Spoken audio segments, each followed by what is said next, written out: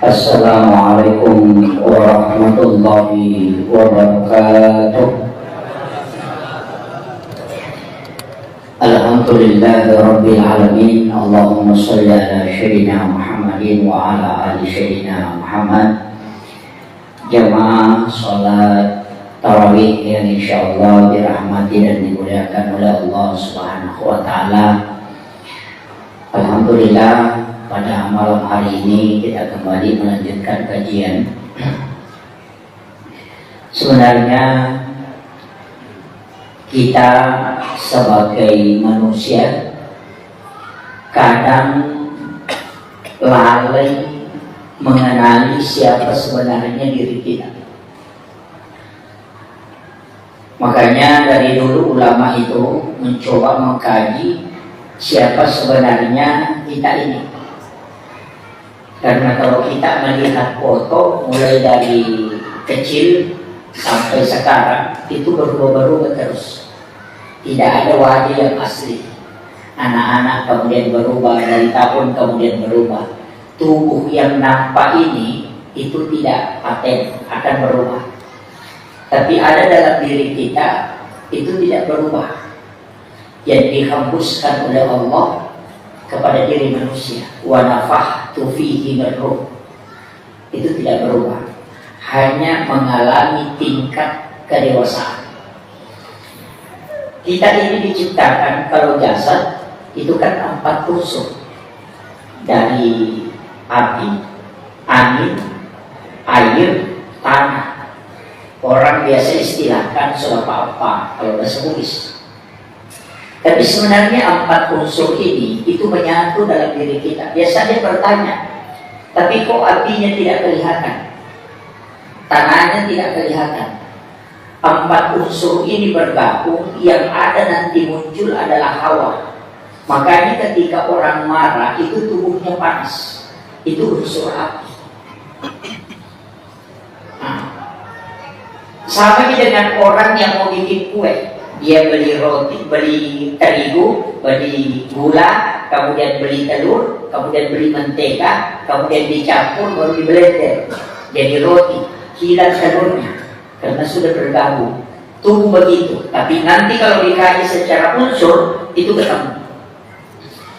Api itu biasa orang simbolkan dengan simbol berdiri dengan warna merah. Kalau angin itu warna kuning. Saya tidak tahu dari mana sumbernya sehingga dikasih warna kuning angin, padahal tidak kelihatan. Kemudian simbolnya angin itu ruku. Kemudian tanah itu sujud, simbolnya hitam. Air itu simbol putih dan itu duduk.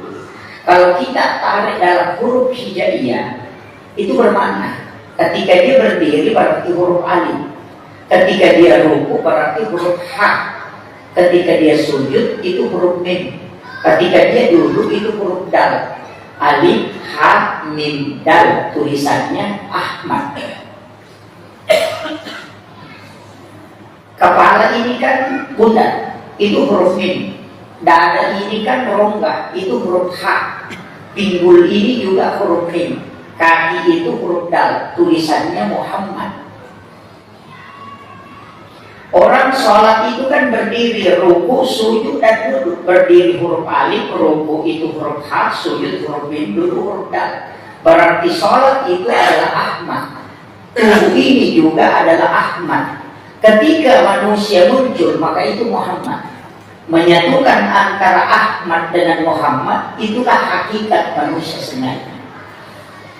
Yang dalam secara unsur. Nanti saya tidak kaji ke dalamnya. Nanti stres kalau lewat itu. Kita ambil yang sesederhana mungkin. Karena tadi sedikit ada permintaan untuk mengkaji yang lebih hakikat.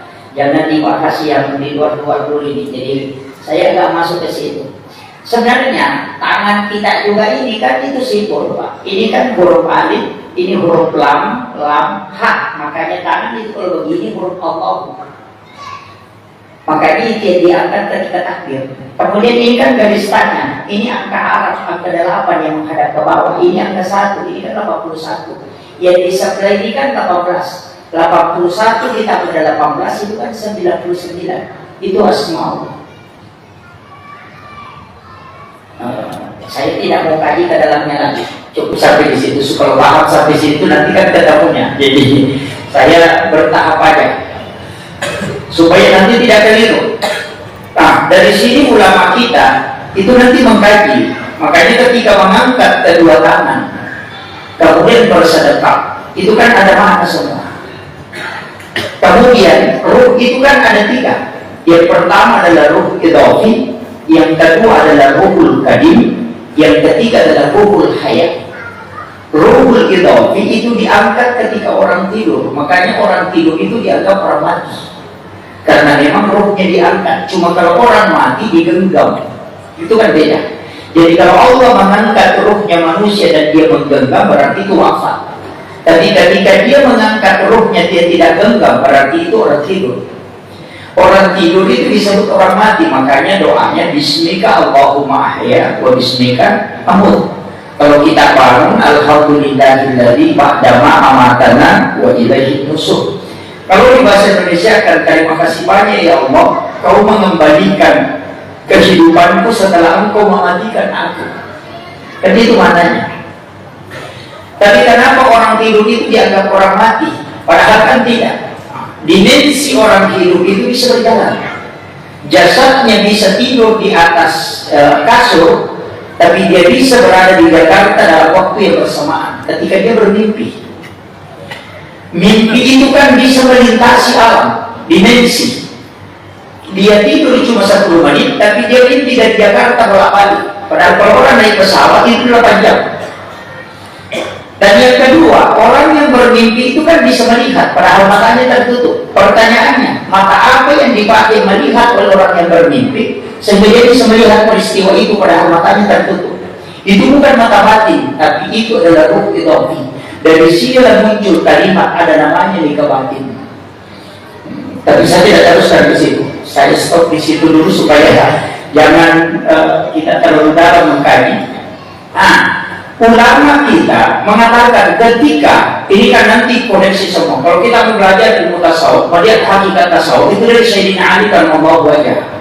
Orang mengatakan ilmu tasawuf kalau tidak terima bahasanya tidak usah. Tapi ada yang membahasakan tazkiyatun nufus, ada pengenalan diri, ada tasawuf, ada hakikatul hak, ada nur, itu tidak usah. Yang penting dia tinggalkan bahasa. Kita pakai dulu ilmunya. Dalam masalah mengenali diri kita ini, siapa sebenarnya diri kita? Ketika orang tidur, saya cerita begini, Bapak, ruhnya itu bisa berjalan pada saat kita berada di sini sholat. Ruh itu bisa meninggalkan tempat dan bisa berada di suatu tempat. Bapak mungkin pernah alami, dan saya mampu mengatakan ruh itu kalau kita tidak pernah alami.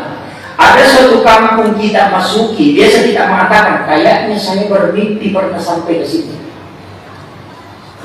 Atau ada pekerjaan yang kita kerjakan, kita mengatakan, kayaknya saya sudah pernah kerjakan pekerjaan ini. Itu sebenarnya adalah ruh idhafi yang sudah sampai ke sana. Jasad kita belakangan baru datang. Ini. Cuma itu tidak digali. Seandainya itu digali, itu luar biasa. Karena orang itu bisa berada di alam lain, melewati dimensi cahaya. Sekarang itu sudah terbukti kalau orang video call bisa berada di Jakarta, bicara, mukanya goyang-goyang di situ, padahal dia ada di Solo. Padahal HP kan tidak punya kabel. Apa yang dipakai itu kan BlackBerry. BlackBerry itu adalah jasa dan suara itu ditransfer melalui cahaya. Kemudian cahaya baru menjadi energi suara kembali. Di layar HP orang bisa kelihatan gambarnya dan ada suaranya, padahal itu tidak bisa lewat, tidak ada kabarnya. Kenapa suara itu tidak ditangkap di tengah jalan? Kenapa nanti di HP baru didengar, padahal bisa didengar di perjalanan? Kan begitu. Kenapa dia bisa masuk ke situ padahal tidak ada kabarnya? Hanya nomor yang dipencet, kenapa bisa ketemu? Itu namanya BlackBerry. Itu yang dikaji secara ilmiah. Makanya ulama tasawuf dulu ketika bisa melihat tempat tertentu, ketika dia berada di sini, dia bisa mengetahui ada orang datang, itu soal biasa Pak, sambil dengan handphone. Karena mereka memiliki nurnya. Nanti pengolahannya bagaimana, itu ada prosesnya yang lama. Kemudian, dalam masalah ruh ini tadi, itu kan masalah idhafi, kemudian ada ruhul kadim. Kalau mau busuk kuncinya cuma 4. Yang pertama, bersihkan 4. An-nadhafah, at-tuhur, at-tasfiyah, as-zakah. Ini saja kuncinya. An-nadhafah itu dengan iman, kebersihan kotor itu yang nampak. Kalau najis, baju sudah bersih, itu an-nadhafah namanya. Jadi belum tentu yang bersih itu suci, tapi yang suci itu pasti sudah bersih. Kan begitu. Tapi ada orang mengatakan belum tentu juga. Tanah itu karena kita mengatakan kotor, tapi tanah itu suci, Pak. Kan begitu. Orang sholat di mana bajunya penuh dengan tanah itu tetap sah karena tanah itu suci. Cuma kalau kita melihat itu kotor, makanya beda bersih, beda suci. Dan begitu. Kalau suci itu berarti berbicara tentang hadas dan najis. Kalau bersih berbicara tentang kotoran nampak. Makanya dalam bahasa Arab ada namanya an-nadhafah, ada at-tuhur. Kalau an-nadhafah itu kotoran yang nampak oleh mata.